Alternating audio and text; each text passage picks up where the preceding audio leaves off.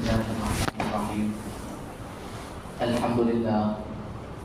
لله وكفى وسلام على عباده الذين اصطفى أما بعد.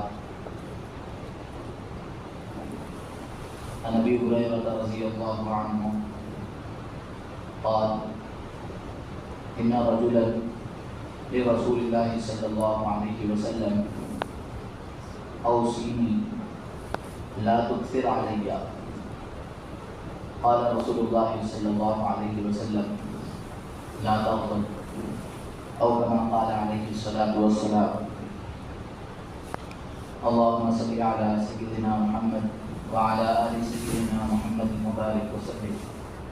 اللهم صل على سيدنا محمد وعلى آل سيدنا محمد وبارك وسلم. اللهم صل على سيدنا محمد وعلى آل سيدنا محمد وبارك وسلم. محترم معزز بزرگوں، عزیز دوستوں، نوجوان ساتھیوں، جیسا کہ خطبے میں ایک حدیث مبارک پڑھی گئی ہے، اس حدیث کے راوی حضرت ابو ہریرہ رضی اللہ عنہ وہ فرماتے ہیں کہ ایک آدمی اللہ کے نبی صلی اللہ علیہ وسلم کی خدمت میں آیا اور آ کر کہنے لگا اوصینی علیہ، اوصینی، مجھے نصیحت کر دیجیے. پھر اس کے بعد اللہ کے نبی صلی اللہ علیہ وسلم سے اس نے کہا لا تکثر علیہ، کہ زیادہ نصیحت مت کیجیے، بس تھوڑی سی کوئی ایک نصیحت مجھے کر دیجیے. تو اللہ کے نبی صلی اللہ علیہ وسلم نے اس آدمی کو فرمایا لا تغضب، غصہ مت ہو. محدثین نے اس حدیث کے تشریح کرتے ہوئے بتلایا کہ اگر کسی آدمی کے پاس وقت کم ہو اور وہ مختصر نصیحت ہی سننا چاہتا ہے تو اس کو اس وقت کے لحاظ سے مختصر نصیحت کر دینا چاہیے،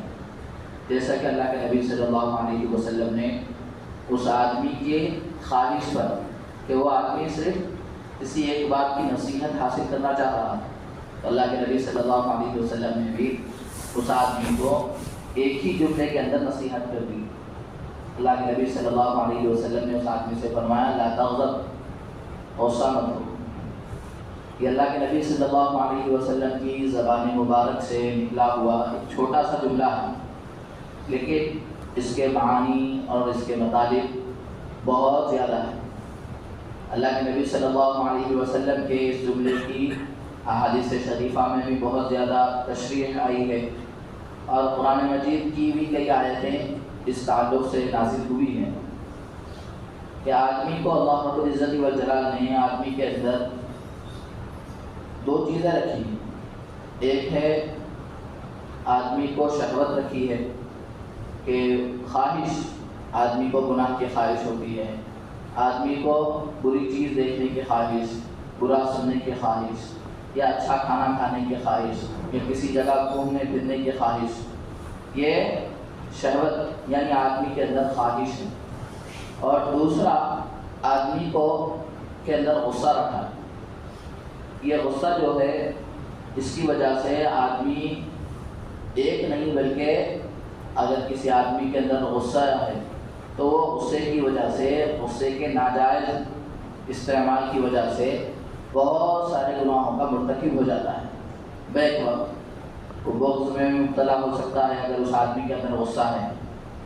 اور اگر اس آدمی کے اندر غصہ ہے تو وہ تکبر کا بھی شکار ہو سکتا ہے،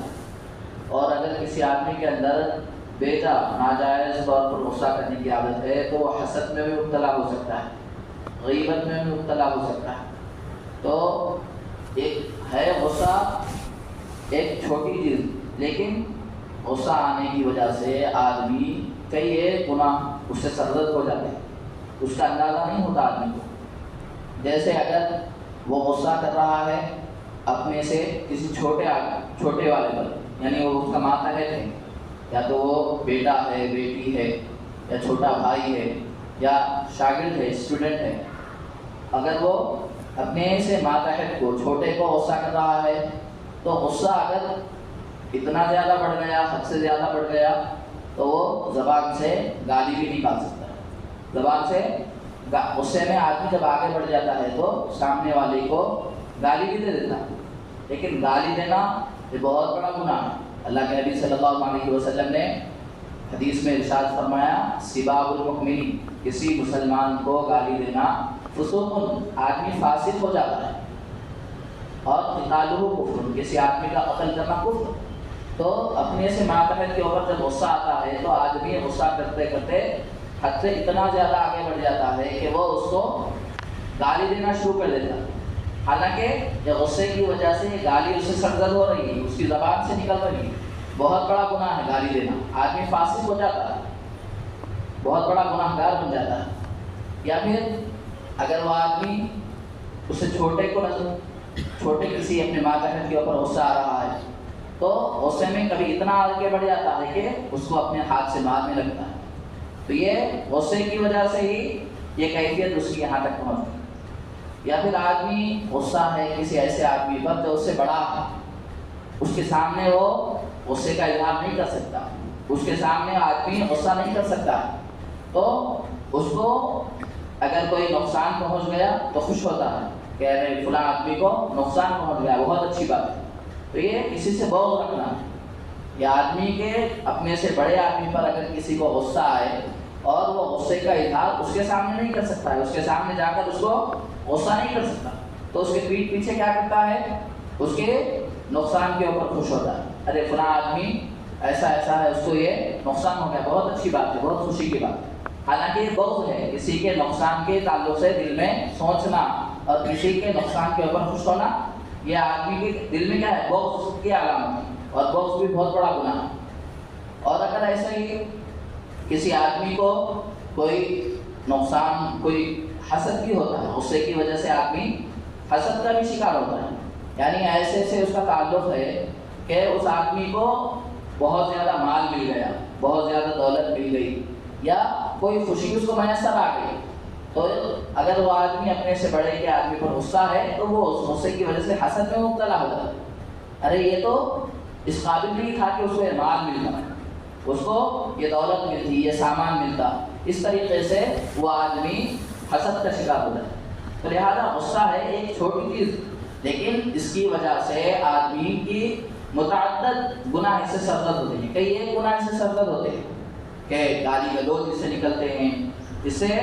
مارا پیٹ شروع ہو جاتی ہے، اور اگر بڑے آدمی ہیں تو اس سے بغض دل میں پیدا ہو جاتا ہے، حسد دل میں پیدا ہو جاتا ہے، تو یہ ہے حالانکہ غصہ، لیکن غصے سے ایسے بڑے بڑے گناہ، آدمی جب بہت زیادہ اس کا غصہ حد سے زیادہ سرزد ہو جاتا ہے، غصے میں آگے بڑھ جاتا ہے، تو ایسے گناہ بھی اسے سرزد ہوتے ہیں۔ اللہ کے نبی صلی اللہ علیہ وسلم نے حدیث مبارکہ میں فرمایا کہ آدمی ایسا ہے کہ جو غصے کے اوپر صبر کرنے والا ہے، تو اس کے لیے اللہ کے نبی صلی اللہ علیہ وسلم نے ایک بڑی خوشخبری سنائی کہ ایک حدیث مبارکہ میں بات آتی ہے کہ کل قیامت کے دن ایک بندے کو لایا جائے گا، اور جب اس کو اللہ رب العزت والجلال کی بارگاہ میں لایا جائے گا تو اللہ رب العزت والجلال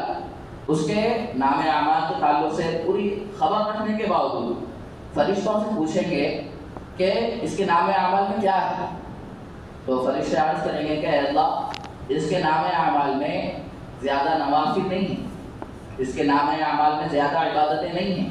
اس نے زندگی میں بہت کم عبادتیں انجام دی ہیں، بہت زیادہ نوافل اس نے نہیں پڑھی ہے زندگی میں، لیکن اس کے نام اعمال میں یہ بات ہے کہ اگر کوئی آدمی اس کا حق اس کو نہیں دیتا، اس کا کوئی حق کسی آدمی کے ذمے تھا، وہ آدمی اس کا حق اس کو ادا نہیں کرتا، تو یہ آدمی اس کو معاف کر دیتا، دنیا کے اندر یہ آدمی اس کو معاف کرتا تھا، اس کے اوپر جھگڑا نہیں کرتا تھا کہ اس نے میرا حق مجھے نہیں دیا، تو اس کے اوپر وہ لڑائی جھگڑا نہیں کرتا تھا، اس کے اوپر غصہ نہیں ہوتا تھا۔ اس کے بعد اللہ رب العزت پھر فرشتے عرض کریں گے کہ اس کے کھاتے میں اور ایک بات، اس کے نام اعمال میں اور ایک چیز ہے کہ اگر اس کے ذمے، یعنی اگر اس نے کسی کو قرض دیا اور وہ آدمی ایسا ہے کہ وہ اس کا قرض ادا نہیں کر سکتا ہے، وہ مجبور ہے، تو وہ جب معلوم ہو جاتا کہ یہ آدمی قرض ادا کرنے کی پوزیشن میں نہیں، تو اس کے قرض کو معاف کر، تو اللہ رب العزت وجلال اس کو جنت میں داخلہ عطا فرمائے۔ تو ایسے آدمی کے اندر حالانکہ نہ زیادہ اس کی نوافل ہیں نہ بہت زیادہ عبادتیں ہیں اس کے اندر، لیکن اللہ رب العزت والجلال صرف وہ آدمی ایسا تھا کہ وہ اپنے حق کو معاف کر دیتا تھا، یا کوئی اس سے قرض لیتا تھا، قرض لے کر ادا نہیں کر سکتا تو اس کو بھی معاف کر دیتا تھا، تو اللہ رب العزت والجلال اس کی یہ ادا کو بہت زیادہ پسند کرے اور اس کے بدلے میں اللہ رب العزت والجلال اس کو جنت عطا کی۔ قرآن مجید کی بھی آیت ہے کہ اللہ رب العزت والجلال نے ارشاد فرمایا کہ جو ایمان والے ہیں وہ کیا کرتے ہیں، والکاظمین الغیظ، کہ وہ غصے کو پی جاتے ہیں۔ ایمان والے جو ہوتے ہیں وہ غصے کو پی جاتے ہیں، اگر جب ان کے اوپر غصہ آ جاتا ہے تو وہ غصے میں حد سے آگے نہیں بڑھتے بلکہ وہ غصے کو پی جاتے ہیں۔ تو اللہ رب العزت والجلال نے آدمی کو جو غصہ عطا کیا ہے، ایک غصہ ہے حدود کے اندر رہ کر کسی کے اوپر غصہ کرنا۔ اگر غصے کی صفت اور غصے کی کیفیت اللہ نے انسان کو اس لیے دی کہ اگر اس کے اوپر حملہ ہو رہا ہے تو اپنی جان کی حفاظت کرے، اس کے مال کو چوری کیا جا رہا ہے تو آدمی اس کو غصہ آتا ہے، یا اس کے اہل و عیال کے اوپر کوئی کیا ہے اس کو ستا رہا ہے تو اس کو غصہ آتا ہے۔ تو جائز جگہ پر آدمی اپنے غصے کا اظہار کر سکتا ہے، حدود میں رہ کر وہ اپنے غصے کا اظہار کر سکتا ہے۔ ایسے ہی کسی کو غیر شرعی کاموں میں مبتلا دیکھے وہاں پر بھی وہ غصے میں مبتلا ہو سکتا ہے۔ کسی کو اللہ رب العزت والجلال کی نافرمانی اس کے اوپر بھی آدمی غصہ ہو سکتا ہے، کیوں؟ اس لیے کہ وہ آدمی کو خلاف شریعت کام دیکھ کر ایمان والے کو وہ نہیں دیکھ سکتا ہے خلاف شریعت کام، تو فوراً اس کو غصہ آ جاتا ہے۔ لیکن اس کے علاوہ جتنی چیزیں ہیں اس میں آدمی اگر جب غصہ کرنے لگتا ہے تو وہ بہت زیادہ حد سے آگے بڑھ جاتا ہے۔ تو اسی لیے غصہ جائز حدود میں رہ کر آدمی کو کسی کے سامنے غصہ کرنا چاہیے، کسی کے اوپر غصہ کرنا چاہیے۔ اللہ کے نبی صلی اللہ علیہ وسلم نے یہ بھی بتلایا کہ ہر انسان کے اندر غصہ رہتا ہے، غصے کا علاج بھی بتلایا اللہ کے نبی سے۔ ایسا نہیں کہ صرف غصے کے بارے میں بتلایا کہ ایسا غصہ آتا ہے، ایسا نہیں۔ اللہ کے نبی صلی اللہ علیہ وسلم نے فرمایا کہ ہر آدمی کے اندر اللہ رب العزت والجلال نے یہ صفت، یہ کیفیت رکھی، اگر کسی کو جب غصہ آئے تو کیا کرنا چاہیے؟ تو اللہ کے نبی صلی اللہ علیہ وسلم نے قرآن مجید کی آیت کے ذریعے سے فرمایا وَإِمَّا يَنزَغَنَّكَ مِنَ الشَّيْطَانِ نَزْغٌ فَاسْتَعِذْ بِاللَّهِ، کہ اگر شیطان کا چوکا لگائے تو اس وقت آدمی کو شیطان سے پناہ مانگنا کہ اعوذ باللہ من الشیطان الرجیم۔ غصے کا پہلا حل یہ ہے جو اللہ کے نبی صلی اللہ علیہ وسلم نے قرآن مجید کی آیت کی روشنی میں بتلایا کہ آدمی کو جیسے ہی غصہ آ جائے تو فوراً اعوذ باللہ من الشیطان الرجیم پڑھ لینا۔ اس کی وجہ سے، اس کے پڑھنے کی وجہ سے آدمی کا غصہ چلا جاتا ہے، آدمی کا غصہ اسے دور ہو جاتا ہے۔ یہ ایک ترتیب بتلائی اللہ کے نبی صلی اللہ علیہ وسلم نے غصے کو ختم کرنے کا ایک حل بتلایا ہے۔ اگر اس کے بعد بھی غصے کے اوپر قابو نہیں پا رہا ہے تو اللہ کے نبی صلی اللہ علیہ وسلم نے فرمایا بہت ہی ایک نفسیاتی بات ہے کہ انسان کی جو فطرت ہے اس فطرت سے میل کھاتی ہوئی، اس فطرت سے بہت زیادہ قریب بات ہے کہ اللہ کے نبی صلی اللہ علیہ وسلم نے فرمایا کہ آدمی غصہ کرنے کے وقت جس کیفیت میں ہوتا ہے، یعنی اگر غصہ کرنے والا کھڑا ہوا ہے تو اس کو چاہیے کہ وہ بیٹھ جائے، بیٹھنے کی وجہ سے اس کا غصہ کم ہو جاتا ہے۔ اگر آدمی بیٹھ کر کسی کو غصہ کر رہا ہے تو اس کو چاہیے کہ وہ لیٹ جائے، اس کی وجہ سے اس کا غصہ اور زیادہ ٹھنڈا پڑ جائے گا، اس کی وجہ سے اس کا غصہ اور ختم ہو جائے گا۔ کیوں؟ اس لیے کہ آپ دیکھ لیں کہ غصہ کرنے والا اگر بیٹھ کر ہے، جب وہ بہت زیادہ غصے میں آتا ہے تو اٹھ کر کھڑا ہو جاتا ہے، پھر اپنا ہاتھ اٹھاتا ہے، زبان غلط استعمال کرتا ہے۔ تو اللہ کے نبی صلی اللہ علیہ وسلم نے فرمایا کہ غصے کو ختم کرنے کا علاج یہ ہے کہ اگر وہ کھڑا ہوا ہے تو بیٹھ جائے، اگر بیٹھا ہوا ہے تو لیٹ جائے، اس کی وجہ سے آدمی کا غصہ خود بخود ختم ہو جاتا ہے۔ تو یہ غصے کو ختم کرنے کی ایک تدبیر اللہ کے نبی صلی اللہ علیہ وسلم نے بتلائی، اور اللہ کے نبی صلی اللہ علیہ وسلم نے یہ غصے ختم کرنے کی جو تدبیریں ہیں، اور پھر اللہ کے نبی صلی اللہ علیہ وسلم نے یہ بھی بتلایا کہ ایک مرتبہ حضرت ابو بکر صدیق رضی اللہ تعالیٰ کو دیکھا۔ حضرت ابو بکر صدیق رضی اللہ تعالیٰ جلیل القدر صحابی، پورے صحابہ میں سب سے پہلا نمبر حضرت ابو بکر صدیق رضی اللہ تعالیٰ ہے۔ اللہ کے نبی صلی اللہ علیہ وسلم کے خلیفہ ہیں، امیر المؤمنین ہیں۔ تو ایک مرتبہ اللہ کے نبی صلی اللہ علیہ وسلم نے حضرت ابو بکر صدیق رضی اللہ عنہ کو دیکھا کہ وہ اپنے غلام کو ڈانٹ رہے ہیں، اپنے غلام کے اوپر غصہ ہو رہے ہیں۔ تو جیسے ہی اللہ کے نبی صلی اللہ علیہ وسلم نے ان کو دیکھا تو اس کے بعد اللہ کے نبی صلی اللہ علیہ وسلم نے فرمایا ابو بکر جتنا تمہارا اختیار اس غلام کے اوپر ہے تو تمہارے رب کا اختیار تمہارے اوپر اس سے زیادہ ہے۔ تم اپنے غلام کی نافرمانی کی وجہ سے، کسی بات کے نہیں سننے کی وجہ سے اس کو ڈانٹ رہے ہو، تو تمہارے اوپر تمہارا رب ہے جو تمہارے سے زیادہ اختیار تمہارے اوپر رکھتا ہے، تو لہٰذا اپنے رب کی طرف دیکھ کر غلام کو معاف کرو۔ تو اسی لیے احادیث میں یہ بات آئی ہے کہ تخلقوا باخلاق اللہ، انسان کو اللہ کے اخلاق اختیار کرنا چاہیے، یعنی اللہ کے اندر جو علم کی کیفیت ہے، برداشت کی کیفیت ہے، اس کو اختیار کرنا چاہیے۔ آپ دیکھ لیں کہ دنیا کے اندر کتنے سینکڑوں لاکھوں لوگ ہیں جو صبح شام کفر میں مبتلا ہیں،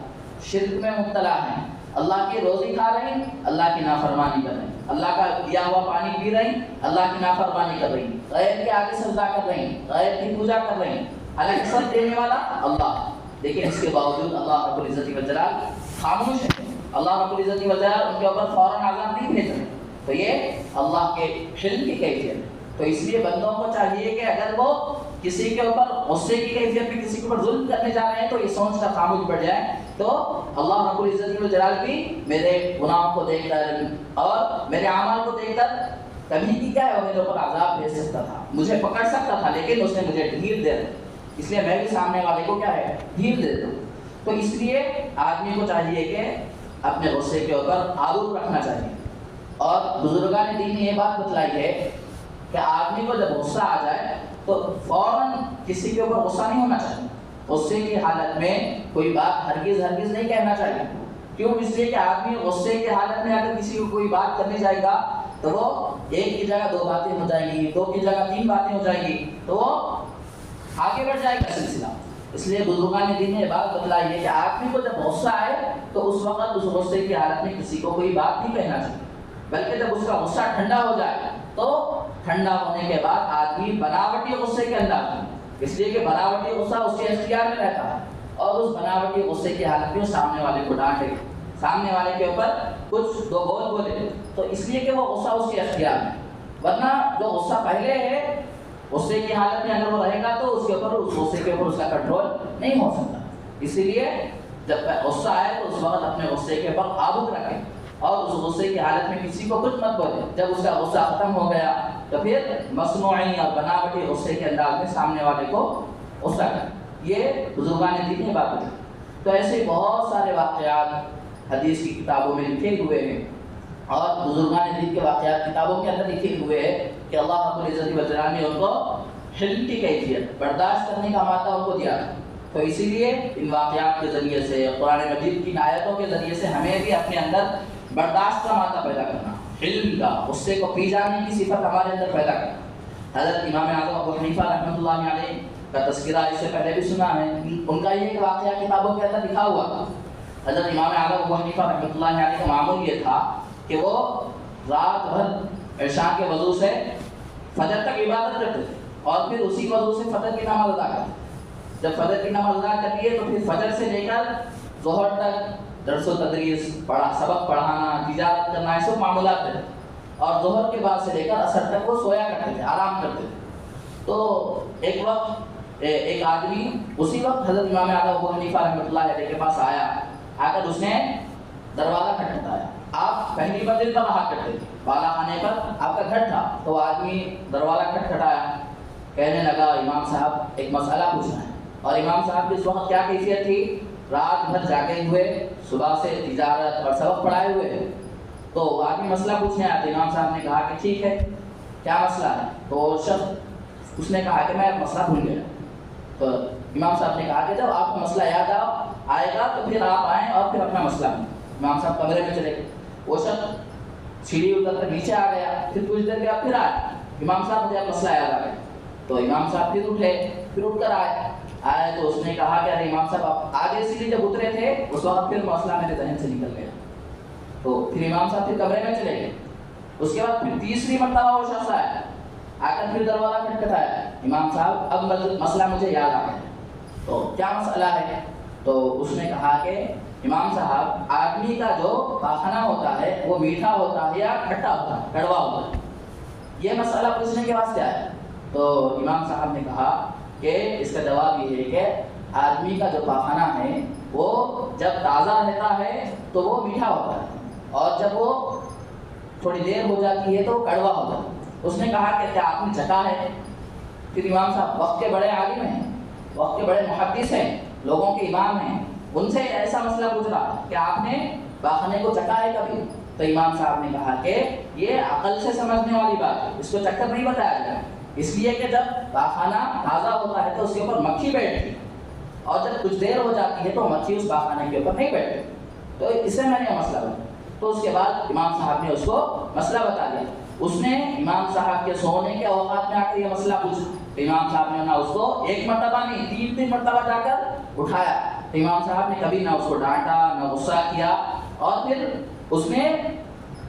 الگ الگ طور پر کیا ہے امام صاحب کو برگلانے کی، غصے میں لانے کی کیفیت کو کیا ہے سوچ رہا، لیکن اس کے کسی بھی بات سے امام صاحب اس کے اوپر غصہ نہیں آئے، جو مسئلہ تھا انہوں نے ان کو بتایا۔ تو ایسے بہت سارے واقعات صحابہ کرام رضوان اللہ تعالیٰ علیہم اجمعین کے، بزرگان دین کے کتابوں کے اندر لکھے ہوئے کہ وہ غصے کے اوپر قابو رکھتے تھے، غصے کے اوپر کنٹرول رکھتے تھے۔ تو ہمیں بھی چاہیے کہ اس صفت کو کہ غصہ جائز حدود میں رہ کر تو کر سکتے ہیں، لیکن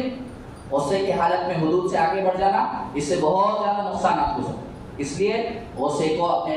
کنٹرول میں رکھنا چاہیے، قابو میں رکھنا چاہیے۔ اللہ رب العزت و جلال سے دعا ہے کہ اللہ تعالیٰ جو باتیں کہی گئی ہے کہنے والے کو اور سننے والوں کو اس پر عمل کرنے کی توفیق عطا فرمائے۔ وآخر دعوانا الحمد للہ رب العالمین۔ جو حضرات سنت ادا نہیں کی وہ سنت ادا کریں۔